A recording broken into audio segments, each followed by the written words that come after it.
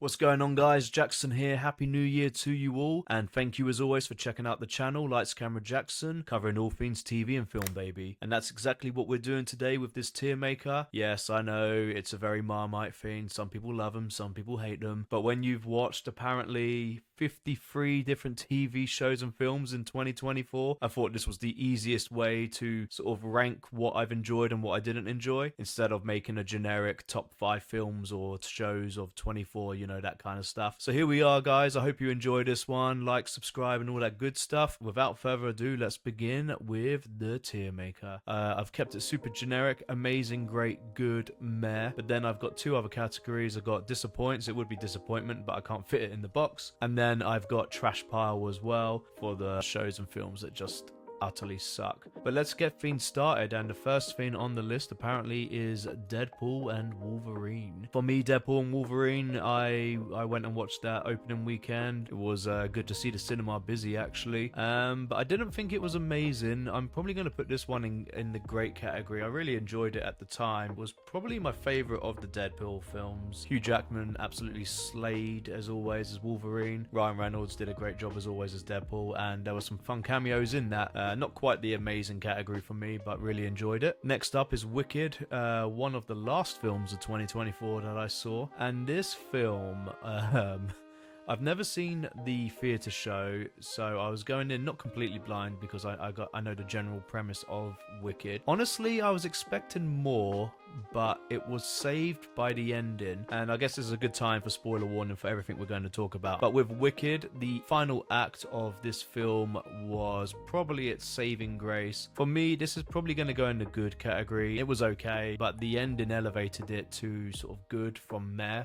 Carry On, this was a Christmas film on Netflix, and it's got Jason Bateman in it, and I love a Jason Bateman project. Shout out to Ozark. If you've never watched it, I really recommend it. I really enjoyed this. We'll start with good for the moment. It was probably my favorite recent kind of Christmas film that I've watched. It's it's more like a die-hard Christmas film than a rom-com or a feel-good type film. Next up, we have Sonic 3, again another more recent film, still at the cinema at the time of recording this.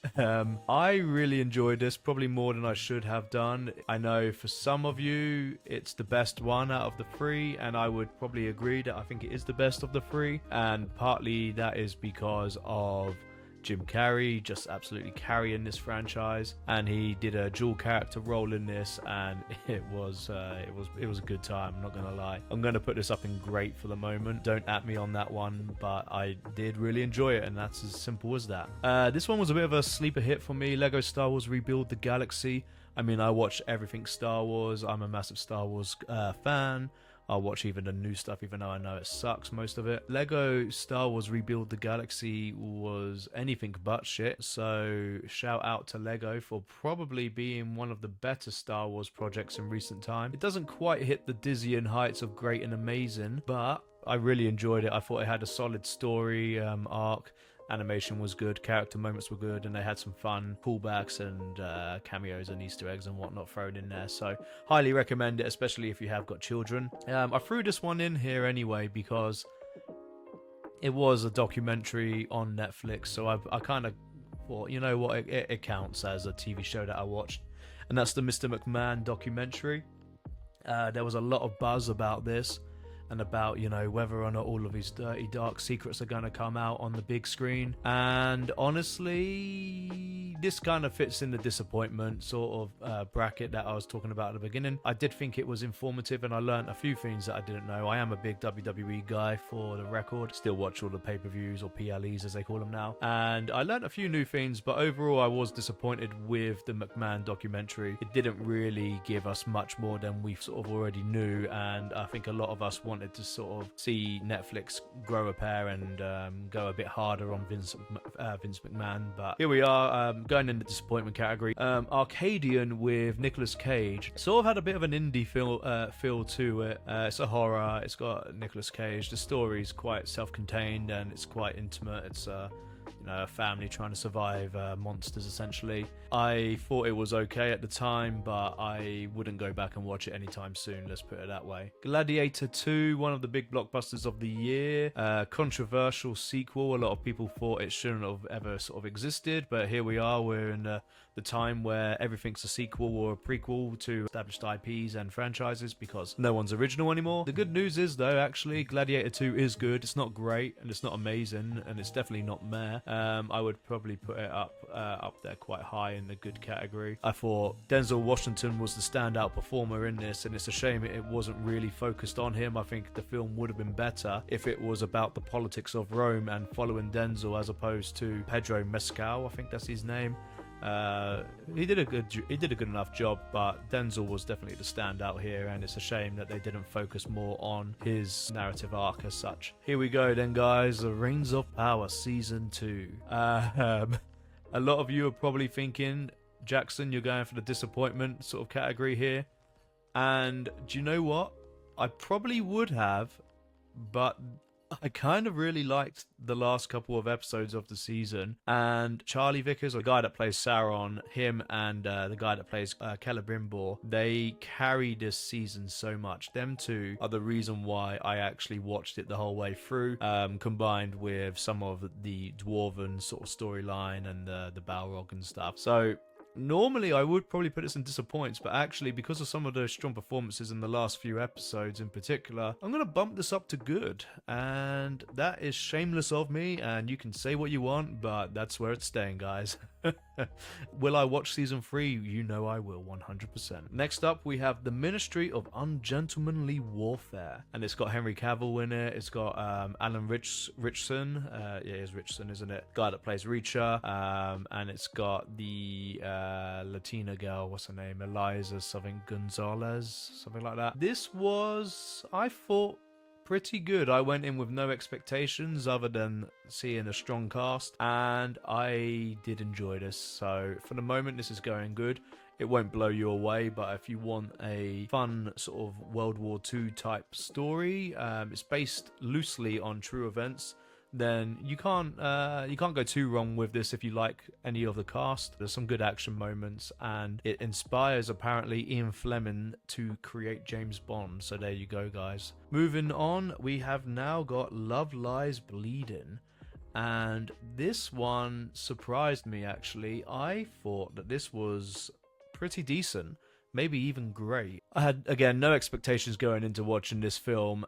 It was quite dark and grittier than I thought it would be, and I'm not going to say too much about this because it does get a bit weird, and I think it's better to enjoy it without any kind of spoiler. This might be one I get flamed for, but I thought Love Lies Bleeding was actually pretty decent. Alien Romulus to be specific. I was in two minds here. When I went to watch this in the cinema, I thought this was pretty good, but not great. And I watched it again recently, and I think I enjoyed it more watching it second time round. I think it was one of these things where it happens for me quite a lot, where I go in with high expectations for some, franchises that I love, and then I sometimes get disappointed by my own hype. Watching this the second time round, I definitely enjoyed it more. It's not good enough to go into the great, but it's better than some of the films we've got in the Alien franchise and the spin-offs. Migration, I think this is by Illuminations, isn't it? Animation studio. Honestly, I thought this was pretty meh. I was expecting a bit more from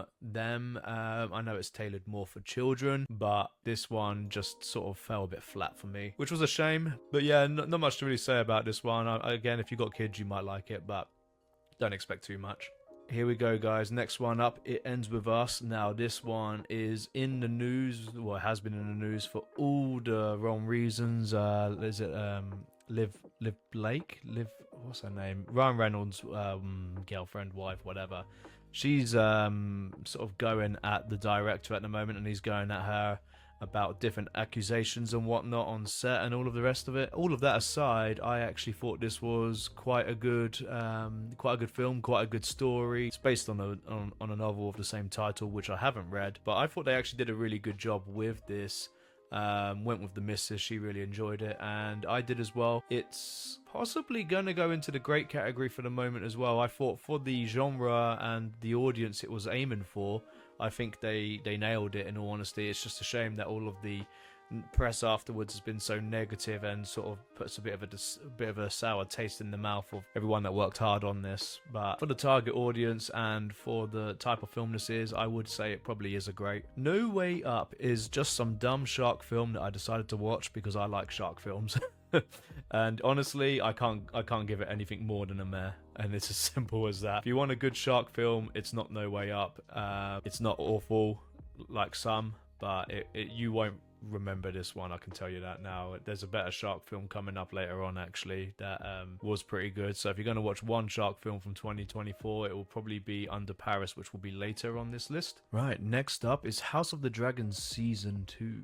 Another season that was a bit controversial for some people, and some people debate the quality of this in comparison to Season 1. However, I thought that this was pretty great, and I will stand on that hill. I thought it has some good set piece moments, some good character moments, and I am still excited for Season 3 and any other spin-off related Game of Thrones type stuff. Season 1 was definitely better though in my opinion, but yeah. Okay, here we go guys. I can't believe this even came out, and that is bloody Sausage Party Foodtopia. Yes, they made a sequel in the form of a TV series to the comedy that came out, I don't know, 10 years ago, maybe longer. Sausage Party, the film, was actually quite good, I thought, at the time. However, Sausage Party Foodtopia, the show, was fucking dreadful. I mean, I did a review on the channel, check it out. I think I gave it like a 3 or something like that. I thought it was pure trash pile all day, guys. Maybe I've just grown out of that humor, but I did enjoy the film when I was a bit younger. Trap, again, another film that came out a bit, towards the end of 2024. I enjoyed this, but I thought it was pretty meh as a whole. It could have been good. The premise is cool, and I enjoyed the first act, but once the guy goes on the run and leaves the stadium, the whole story and plot or whatever, that it just sort of tanks a bit. It's a shame because it was going towards the good, but yeah, it sort of tanks that last sort of third or so of the film. Right, The Boys Season 4. Now, I had high expectations for The Boys. I thought Season 1, 2 and 3 very good. The quality has dropped a bit over time, but the overall show is fun, it's outrageous, and unlike Sausage Party's Foodtopia, I actually enjoy The Boys' humour.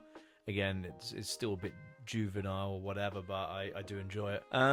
Season 4, on the other hand, though, I thought was pretty darn average. And instead of putting that in the meh pile, that's going in the disappointment pile, I'm afraid, guys. I think it really was a dip in quality. Even though I still enjoyed it as a whole, it's probably my least favourite of the 4 seasons. So, straight into disappointment pile, I'm afraid. And as simple as that, really. I am still looking forward to them. I think they're wrapping it up, aren't they? I'm still looking forward to the final season, and I believe they're doing one more of Gen V, Season 2 of Gen V. Gen V Season 1 was better than The Boys Season 4, so take that as you will on that one. Moving on from The Boys to Baby Reindeer, one of the breakout hits of the year, especially in the UK, where I am from. And the Baby Reindeer is probably going to have to go into... Honestly, it's pretty good. I'm going to put it in the amazing. It's going to be the first amazing. It does an awful lot for sort of sexual abuse, sexual assault for men, all of that kind of stuff. It tells a story that apparently is true, but since this came out, there's been loads of different sort of reports that maybe it was a bit fabricated. And the woman stalker that it's based on apparently came out, I think, on the Piers Morgan show or something, and said it was a load of bollocks, etc., and all of that. But she has history of stalking like politicians and stuff, so I don't think it is BS. But anyway, it's bloody good. Following that is Dexter Original Sin, and this one's a bit of a cheat because it's still running at the moment, but at the time of recording this, I think there's maybe 2 episodes left or 3 episodes left. We're more than halfway through. And honestly, unless the last few episodes are complete crap, this is going to end up being in the great pile as well. It's really good. Highly recommend it to anyone that is a fan of Dexter. It's a prequel, essentially. You know, how did Dexter become Dexter, that kind of thing. And they've got like young versions of all of the main characters from the show, the original show, like Batista and whatnot. And it's really fun. It's really good. I highly recommend it. Like I said, it's not finished yet at the time of recording this, but unless it really drops off at the end, which I can't imagine, it will stay in a great category because it's very good. Reacher was towards, I think it started in 23 but finished in 24, but either way I watched season 2 of Reacher in 2024. Again, Reacher was another show that was really good. I'm not quite sure if I would put it as amazing. It's going high up in the great category, I think. Alan Richardson, really good as Reacher. The season 2 was probably on par with season 1 for me. Maybe season 1 was slightly stronger, but it's a really good show. If you just enjoy like an old school alpha male kind of character, you know, kicking ass essentially, then you will like this. I strongly recommend it. And there is a season 3 coming out at some point. There's like over 20 novels actually, and each season is based on one of the books. So as long as Alan Richardson wants to do this, then I'm sure they're going to keep making it because it is very popular.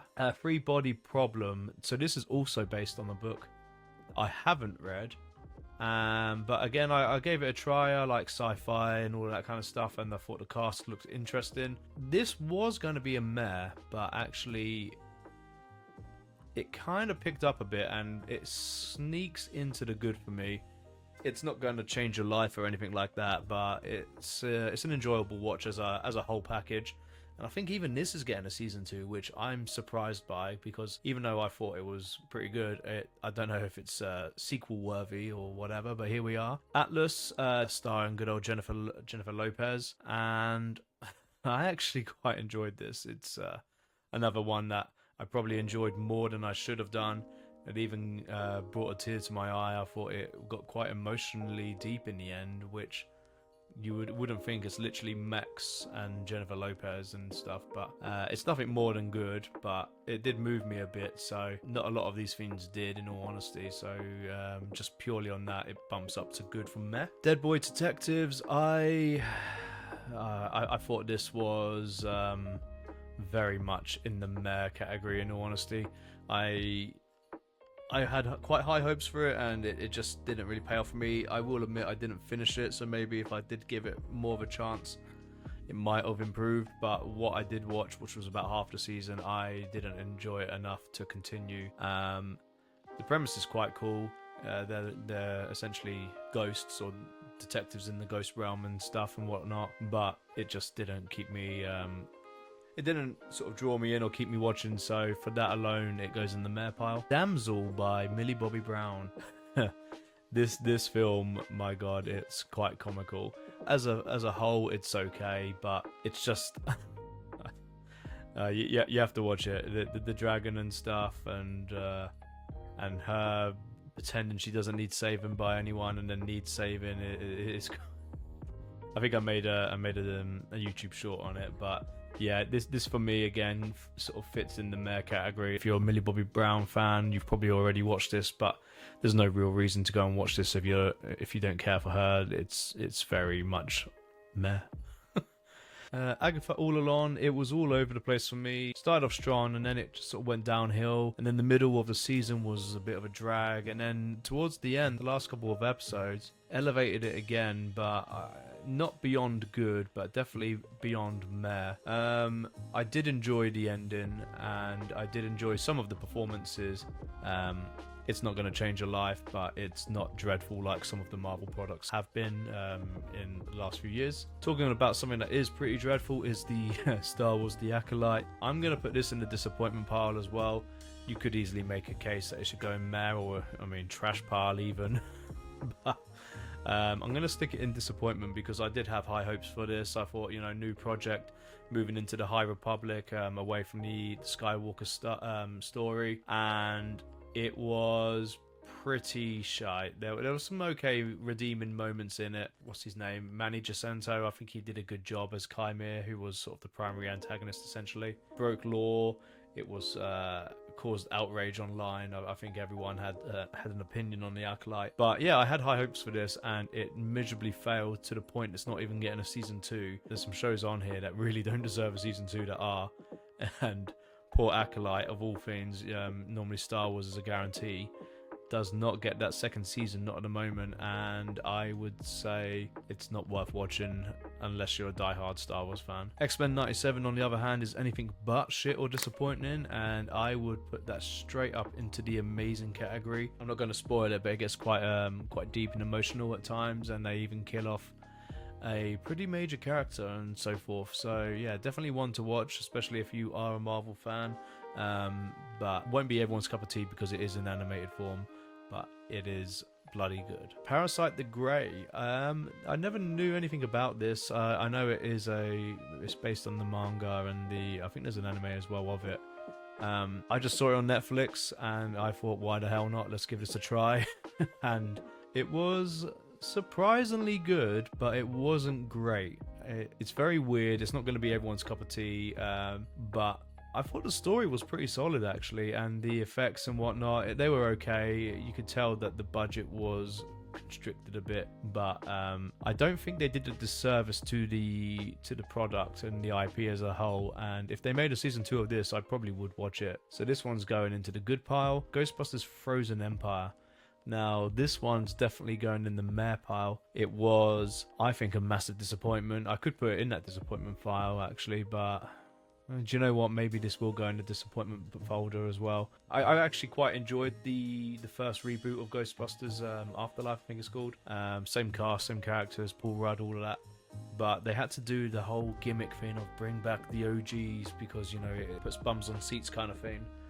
And actually, I think the product just was shite, really. I mean, it focuses on the girl, and again, in the first film I didn't mind her, I thought she was alright, but in this, like, she falls in love with a ghost or whatever. It's really weird. It's weird stuff, and for the Ghostbusters IP, I think this was a bit of a major disappointment. It's not complete trash like the female one, but it's definitely one of the worst Ghostbusters in my opinion. Rebel Moon Part 2. Wow, what can we say about this? At least it's an original IP. I'll give him some credit.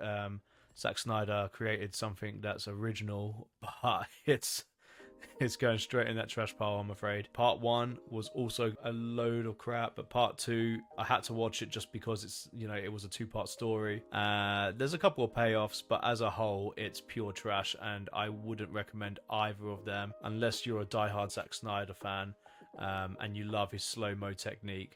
For me, honestly, there's a moment where they're farming in slow motion, and it's just comical. It really is, and I can't recommend this one at all. To me, it's pure trash. And joining the trash pile is, God damn it. And joining the trash pile is Godzilla X Kong, or whatever it was officially called. This film was pure trash. I know there's a few of you out there that probably like this, but I went to the cinema and I can't believe I paid to watch this crap. I enjoyed some of the other Kong and Godzilla projects, in all honesty, but this one, it wasn't hitting for me. I would easily put this as one of the worst films I saw in 2024. Now, next up is Roadhouse, and this is essentially a remake of the original with Jake Gyllenhaal and Conor McGregor, of all people. In all honesty, this film, it sort of borderline is meh, but also could be good. It has some over-the-top moments. Do you know what? Just purely for for comedic value, I'm going to put this in the good pile. But a lot of people would probably argue against that and say that this was pretty crap. But it's definitely an enjoyable watch, if nothing else. And Conor McGregor's acting is a sight to behold. I made a video on it, YouTube short on it, that done quite well actually. And but yeah, probably worth checking out. But you're not gonna.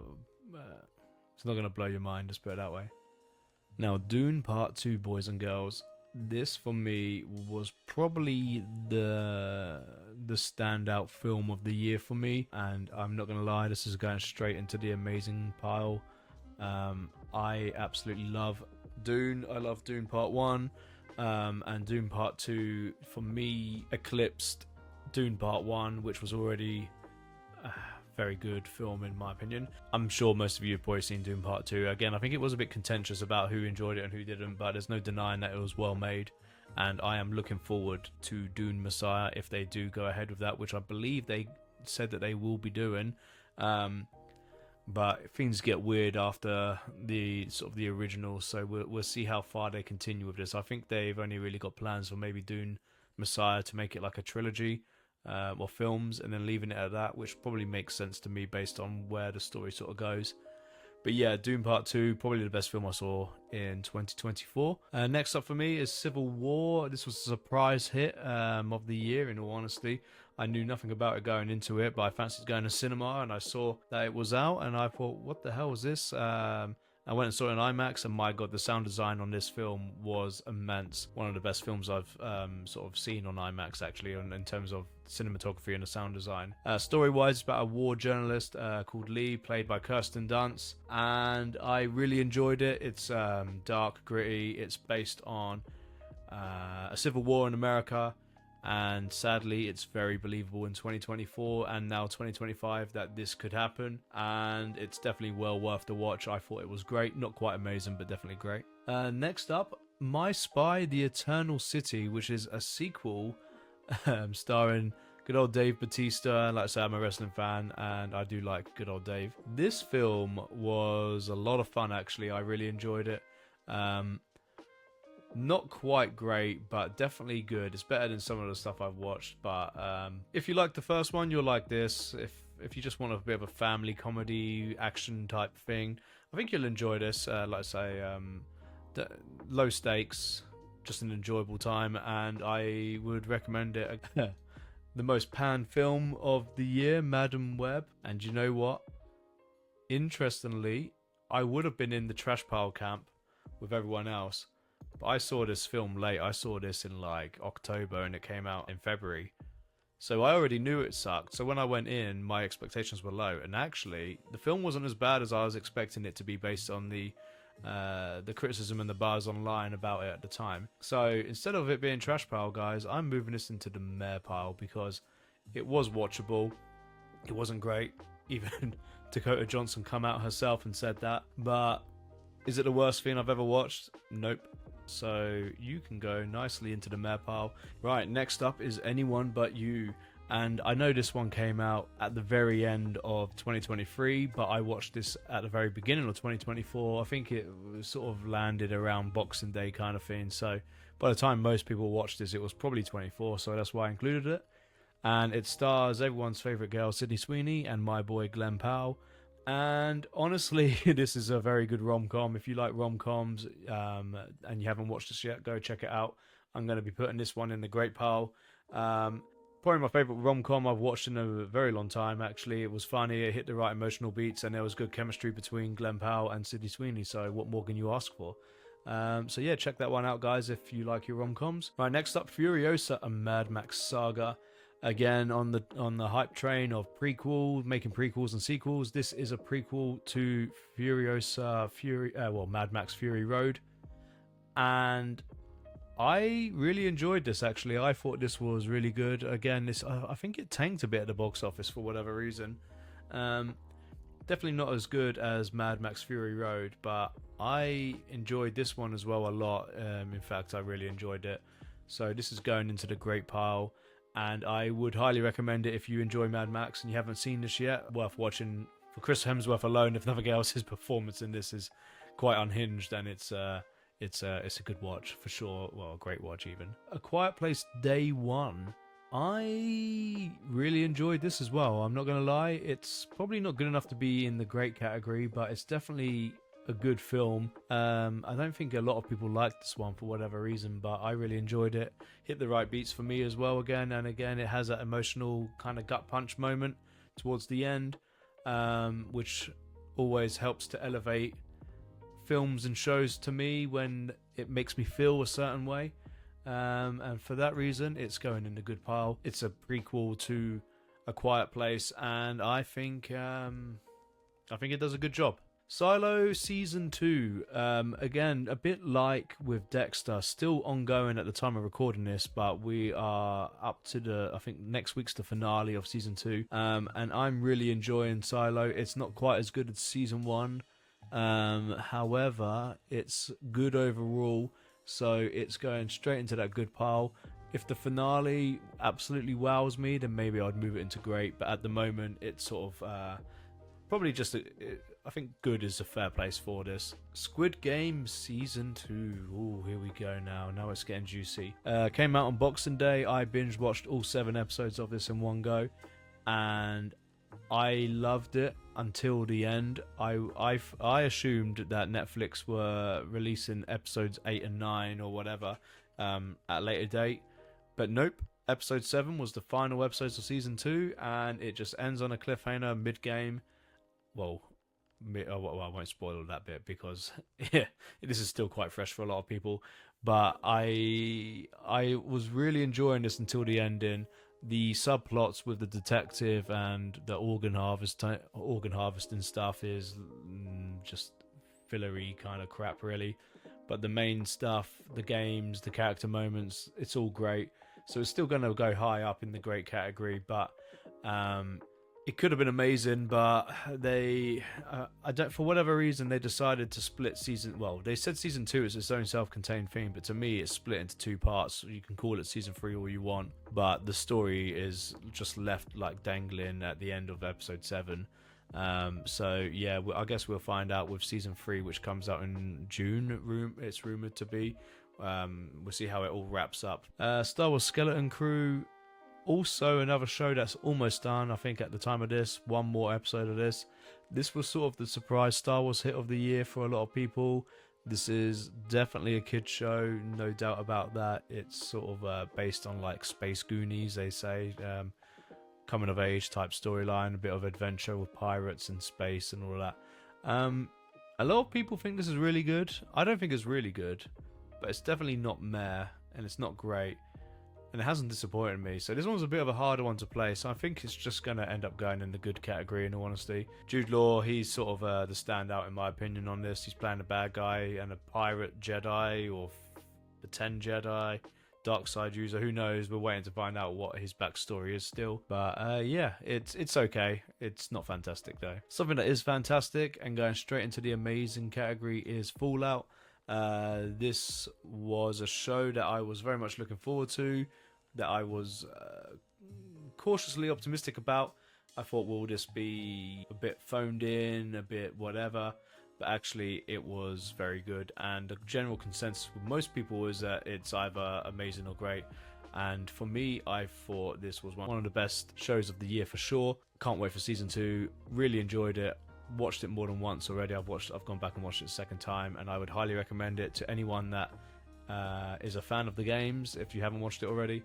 And even if you're not a fan of the games or never played them, I would still recommend this to your casual TV watcher.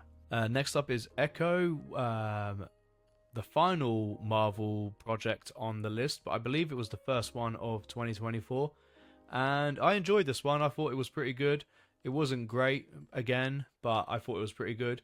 It seems like that's the theme of 2024, that there was quite a lot of stuff that was pretty good, but just didn't quite reach the heights, maybe, of great and above. And Echo fits nicely into that good category. You won't disappoint. I'd probably recommend Echo more than Agatha, in all honesty, as a story, but Agatha's probably more appealing to the masses, I would imagine. Definitely worth checking out again if you're a Marvel fan. And they're setting up, whether they do it or not, they're setting up like Marvel Defenders, Daredevil, Punisher, all of them lot. So we'll see what they do. Hopefully they continue the story for Echo, because it was actually quite good. Twisters, this was another one for me that was a huge surprise hit. I liked the first Twister. Didn't really think Twisters was necessary in terms of being made. And on this occasion, I was completely wrong. It was necessary. This film is very good. In fact, I think it's better than the original. Another hit for my boy Glenn Powell. And I have no shame in putting this one up in amazing. You can argue that all you want with me. For me, Twisters is up there as one of the films of the year. If you're a fan of the original, even if you're not, I would highly recommend this film. Dune Prophecy. Now, I had super high hopes for Dune Prophecy. I think everyone did after watching Dune Part 2. Bear in mind, these both come out in 2024. And Dune Prophecy is a TV show, another prequel, here we go. This one, though, is set 10,000 years before the events of Dune. 10,000 years. Not 10, not 100, not 1,000, 10,000 years. It follows the events of the Bene Gesserit. The Bene Gesserit, isn't it? I thought this would be really good. They said it was Game of Thrones in space. It's definitely not Game of Thrones in space. It has its moments. The ending was reasonably strong, but as a whole, this is one big fat disappointment, I'm afraid, guys. I would still say watch it if you are a fan of Dune in general.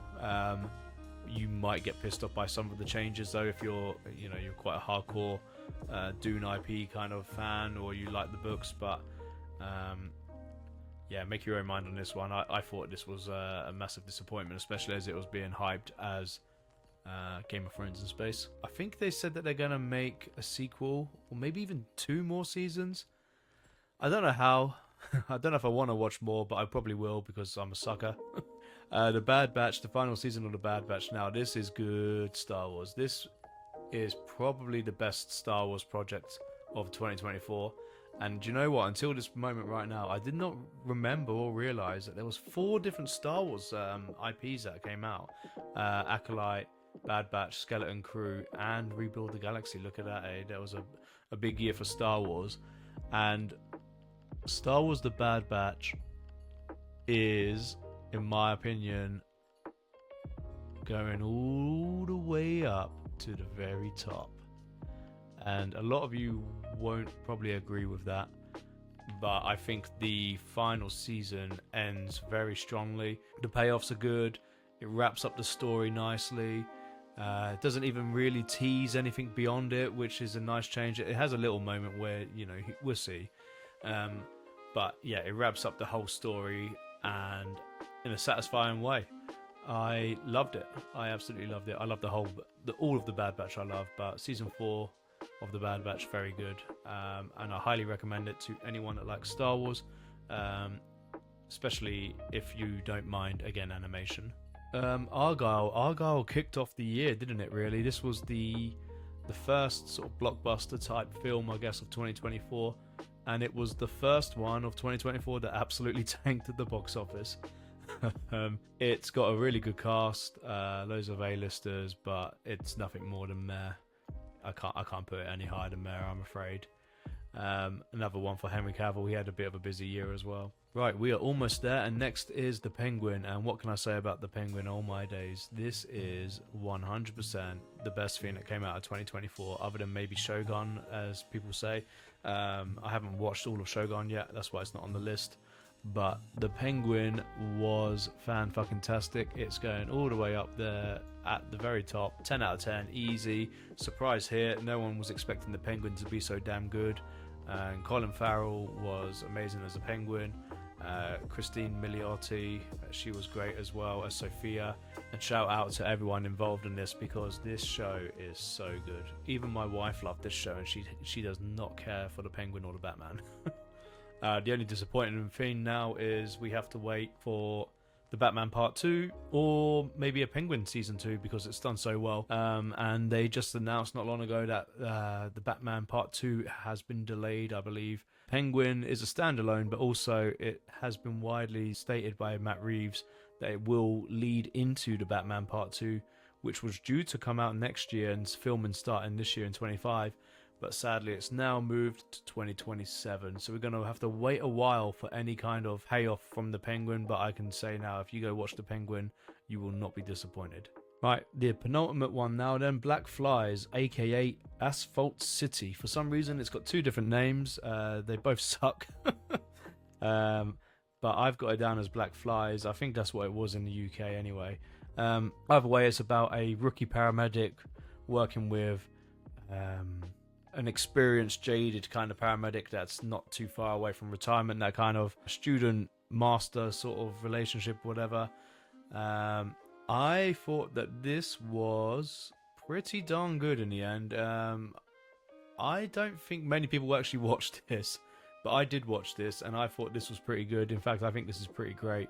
As someone that does work in the sort of medical field as such, most of this is quite believable. It is a bit far-fetched, but most of it is believable in my opinion. And I think it hits the right beats throughout the story, and I think it's very well shot, very well done.